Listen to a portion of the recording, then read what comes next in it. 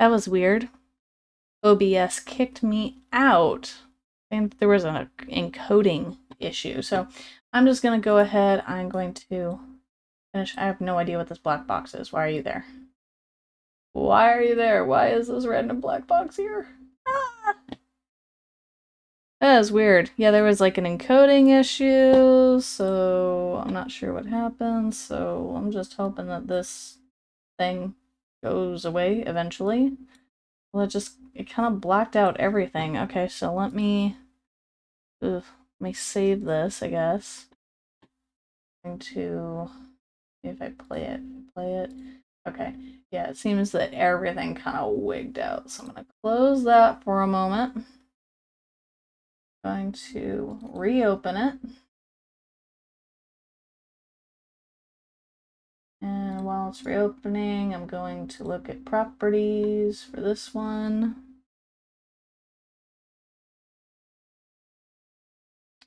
Okay, so that's back. I still have no idea what this black box is from, so just ignore it. Okay, so back to editing. Gotta love technology. Like, it just always keeps you on your toes. Alright, so for this one, ISO was still 200, but the speed for this one was actually 1/320th of a second. And I shot it at f9 rather than f13 at the widest point in the lens, which was 16 millimeters. Immersive video. We did the gradient wipe already. Let's do the iris wipe on this one. Next. And I'm going to bring that over here. See about shrinking that up. I love my widescreen. I have no idea what I'd do without it. Properties. We're gonna go details. I also want to make sure that people don't reach out on chat and I miss it, so I have my chat window here. Let's see. I know, not the most exciting live. Yes, I'm not playing video games, so it's not the same there. ISO 200 up. This one is 1/250th of a second. This is f8. Oh, and just to kind of fill you guys in on things I've been up to since I have been off of YouTube and now being back. So in October, I actually went and not just attended my best friend's wedding in Alaska and got some amazing footage, which I will be sure to share with you guys here in one of the upcoming videos. But I was also the maid of honor, the videographer, the photographer, the MC, the what else? A basic wedding planner. So I helped build their website. I helped kind of arrange everything. I helped get everything set up for the wedding. So I had a lot of hats that day. I will probably never do it again. I will only do that for my best friend. She's lucky that she saw the one and only one gal band in a in that instance, and it was gorgeous, and I can't wait for you guys to see the pictures. This was also 3/20th of a second. I also got to see my first moose. Being a California girl, that is very exciting for me, that I got to see my first moose. No, I was not a typical tourist. I did not go, oh, I want to go and pet it. Please don't go and pet moose. I am no stranger to photographing wild animals. That's actually one of my favorite things to photograph, if you ask me, is going out and photographing animals. And so I knew my boundaries. I knew to read certain body language from the moose and knew what to do to stay safe. I definitely kept my distance there, but typical photographer fashion, I was like, hold on, I gotta go get a picture. So that was fun, so I can't wait to share that. We got that. Gonna get the pigeon. Parties, details. Let's see. I'm curious, like, what any of your favorite animals that you like to photograph, if you guys have any.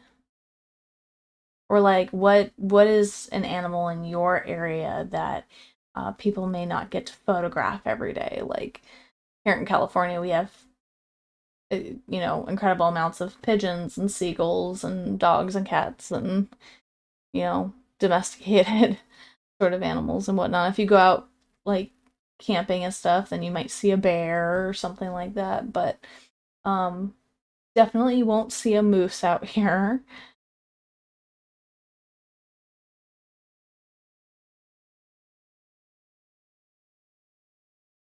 And that was at 50 millimeters. Last few of these were zoomed out all the way, which is kind of interesting. Okay, and then we have the flowers here. So we're going to check that metadata. Yeah, like I said in the first video before everything crashed on me, this this type of video, the just the samples video, is the easiest thing for me to put together. So you can only imagine what it takes me to put together like one of the walkthrough videos. Like that will take me a couple to a few hours worth of time to do. This really just takes me no time at all because it just takes some throwing together here. 40 millimeters. We have Berry Building again. And that is properties, details. 200.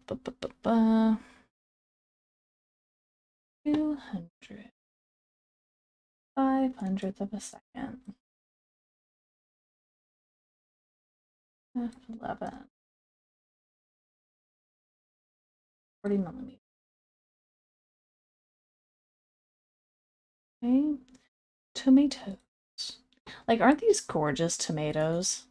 Like, the only time you'll see tomatoes like this is in a farmer's market. At least in California. Like, you won't see tomatoes like this in the grocery store. These are gorgeous. 100 and 7.1 apparently. And here's sunflowers. So as always, I definitely want to see what you guys want to see on the channel that I can plan for in the future. There may be more changes coming later this year in the content that I will be able to post. So definitely keep that in mind. But I definitely want to start reaching out more to do one-on-one sessions to be able to help you guys personally. That way you have somebody that you can ask. And if that becomes a big enough thing, I will do what most people don't, and I will actually buy Zoom because right now I'm limited to 40 minutes at a time. It's just like I don't think anybody like which one of you guys actually buys the actual package to Zoom where you're not limited on time? I'm curious, like how often do you use it? Is it worth it? I used to like to use Skype on a regular basis for my tutorials, but you know what? They messed up, and I have no idea what happened. Like, I've even gone back to check periodically. I'm like, nope, they still haven't fixed it. Kind of a bummer. Let's see, 2/50th of a second. 8. Actually surprising at an F8. I didn't think there would be that much blur in the background at an F8, but that's... And this is with the kit lens. That's pretty impressive, actually. The kit lens can do quite a bit. All right, that's done. Peppers, properties, detail. ISO. I pretty much kept the ISO at 200, but it was a really sunny day, so it was totally possible to do that. Which you don't typically find in San Francisco, not a lot anyway. It's usually a lot more overcast, but I guess for August, that's, yeah, no, that's pretty spot on.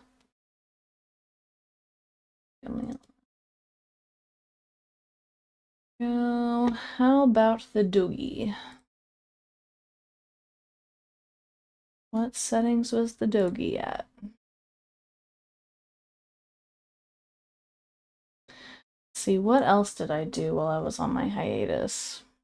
After we went to Alaska in October for my friend's wedding, of course, we had Thanksgiving come up.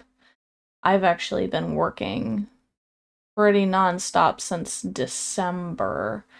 Went to take a short break from work in December just to get some mental downtime, and then one of our stores was unfortunately robbed.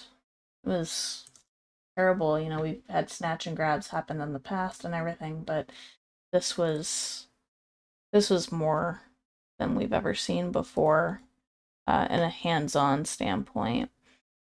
So, you know, we wanted to be sure that we took care of our team members and everything. And like I said, you know, the Bay Area is just not looking good right now on the crime spectrum. And so I had to wear a lot of hats for the holidays, so along with like my grieving and everything, I really had to cut down with YouTube because I was needed at my stores in order to make sure that they had help and they had some hands-on to assist where they were short-staffed, and you know, typical adult things that you have to do, especially when you're helping run 4 or 5 locations. And then let's see, yeah, December, pretty much work and Christmas time. But it was nice in February. We actually went back to Alaska to visit my bestie and my godkids, so that was fun.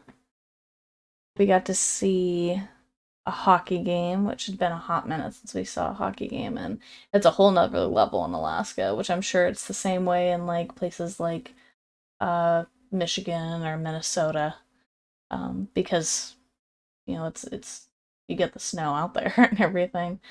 So no, that was a lot of fun. So I got some pictures out there and everything. I got some pictures of the players while they were playing, and I sent them to the players that I could figure out. It was kind of creepy. I will admit that. I was trying to do my research to see if I could just send them a picture I took of them as someone that was watching the game. But they really appreciated. They actually loved the pictures that I got, which was really, really cool.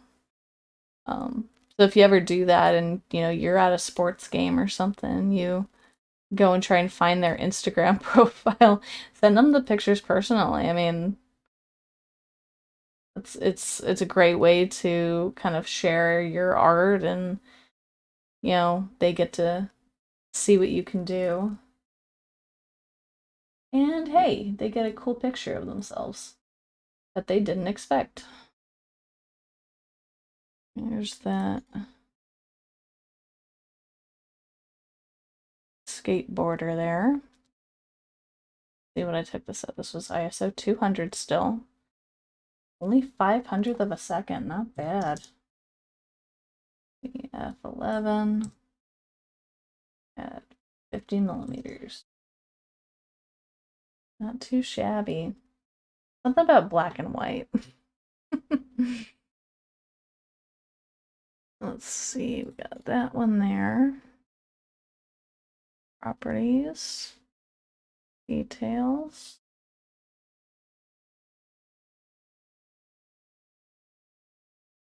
And we have 200, 640, 13, and 16 millimeters.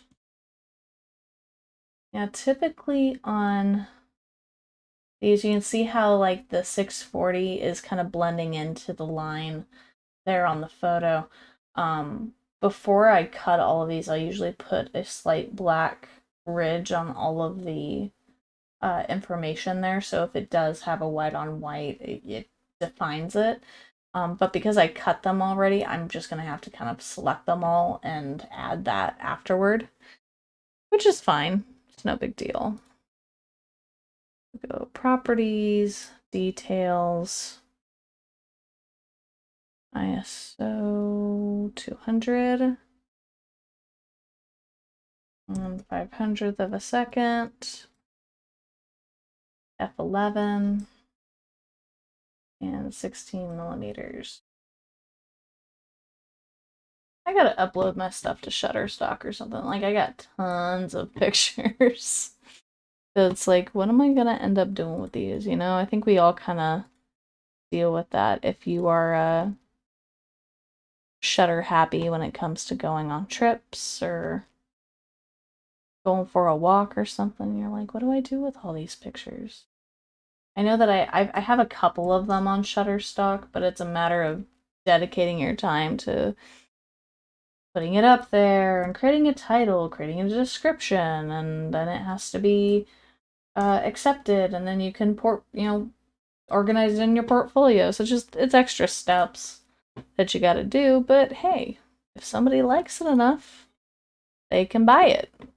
You know, for something that maybe you wouldn't sell for a ton of money separately. So I'll only post the ones that I'm like, oh, it's general pictures of the city.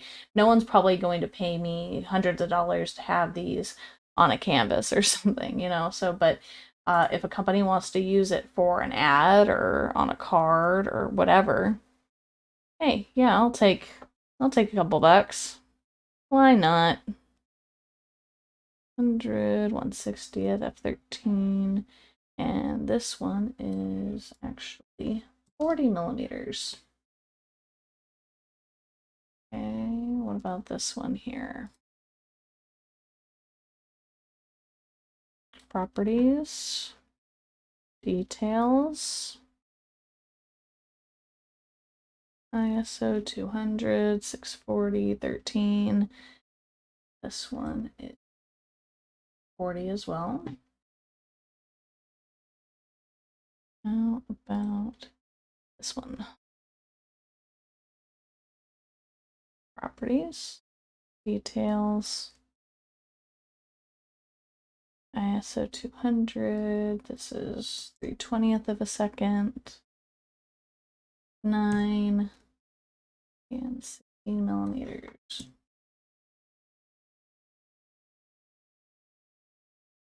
Go.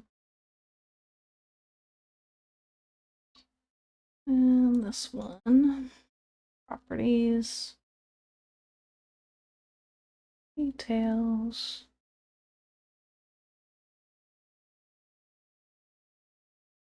You know, in the film days, you had to write all this down. I hated doing that. Writing it down for every single shot. Because that's what you had to depend on to know what you were doing for your photos in order to achieve that. Again, I just love how digital you can just be like, oh, it records all that for me, and it's just part of the photo now. I can look back later. So nice. 200, this was 200th of a second. 7.1 and 35.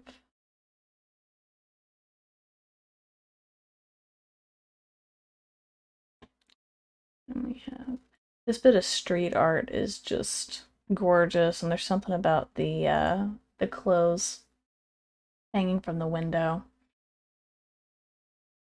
to dry. Not your typical clotheslines, but they made it work. 200, this is 50th. 0.3 and 35.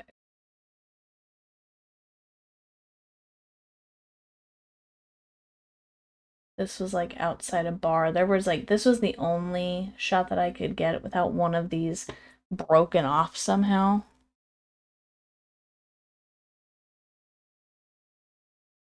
They were just kind of lined outside the windows of the bar, I think, so you couldn't sit on the ledges, which makes sense.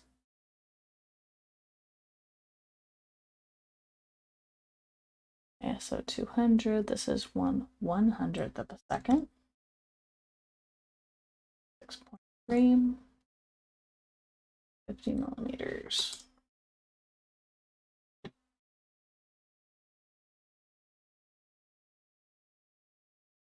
We have the chapel here.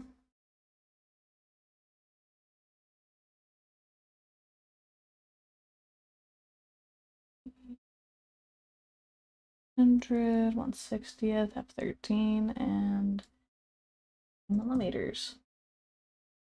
With it being such a bright day, I think this is kind of where it's gonna change the ISO, I think, because we ended up going inside. But let's see here. We have details.